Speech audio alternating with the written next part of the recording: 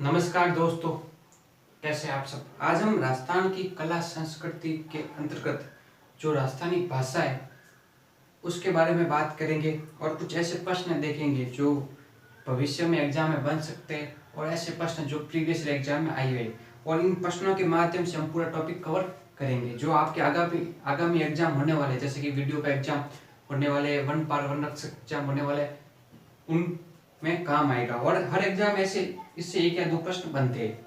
तो आज अगर हम बात करें राजस्थानी भाषा के बारे में, अगर मैं बात करूं कि राजस्थानी भाषा की उत्पत्ति के बारे में, तो मैं आपको बताऊं कि अगर हम प्राचीन भारत का इतिहास पढ़ते हैं, सबसे पहले हम सिंधु घाटी सभ्यता पढ़ते हैं, फिर हम वैदिक सभ्यता पढ़ते हैं। आर्य द्वारा विकसित सभ्यता कौन सी होती है? वैदिक सभ्यता। फिर वैदिक सभ्यता में तो हम सबसे पहले एक भाषा देखते हैं। तो सबसे पहले हम आर्य आए भारत में। तो आर्य आए तो उस समय दो भाषा थी, एक वैदिक सभ्यता जिसमें आपको उत्तर वैदिक सभ्यता, ऋग वैदिक सभ्यता के बारे में पढ़ते हैं। तो उस समय जो वैदिक थी, तो वैदिक सभ्यता फिर आगे दो भागों में बढ़ जाती है, जिसमें हम एक पाली भाषा देखने को मिलती है, फिर एक संस्कृत भाषा देखने को मिलती है। फिर जो पाली भाषा है दो भागों में बढ़ जाती है, शोरसेनी प्राकृत, जो शोरसेनी अपभ्रंश से, और इसी से आगे जाके हिंदी का निर्माण होता है। जो शोरसेनी प्राकृत होती है वो गुजरी अपभ्रंश और गुजरी अपभ्रंश से राजस्थानी भाषा का निर्माण होता है। तो प्रश्न सीधा आता है कि राजस्थानी भाषा किससे संबंधित है या इसकी उत्पत्ति किससे हुई? गुजरी अपभ्रंश से हुई थी। तो सबसे पहले आपको जब प्राचीन इतिहास पढ़ते हैं तो उसमें सिंधु घाटी सभ्यता, फिर आर्य द्वारा विकसित वैदिक सभ्यता। वैदिक सभ्यता में दो भाषा देखने को मिलती है आपकी, पाली और संस्कृत।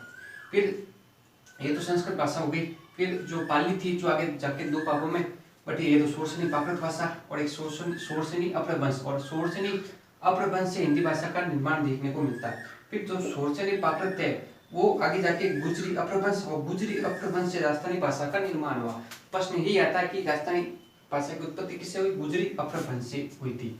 मोरू भाषा में जो लिखा पहला ग्रंथ कौन सा है?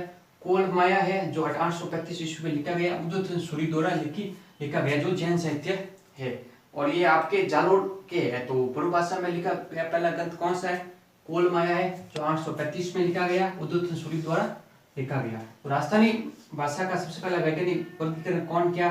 डॉक्टर जॉन अब्राहम ग्रियर्सन ने किया अपनी पुस्तक लिंग्विस्टिक सर्वे ऑफ इंडिया में। तो राजस्थानी भाषा का सबसे पहला वर्गीकरण किसने किया या आधुनिक वर्गीकरण किसने किया? ध्यान रखना, डॉक्टर जॉन अब्राहम ग्रियर्सन ने किया अपनी पुस्तक लिंग्विस्टिक सर्वे ऑफ इंडिया में।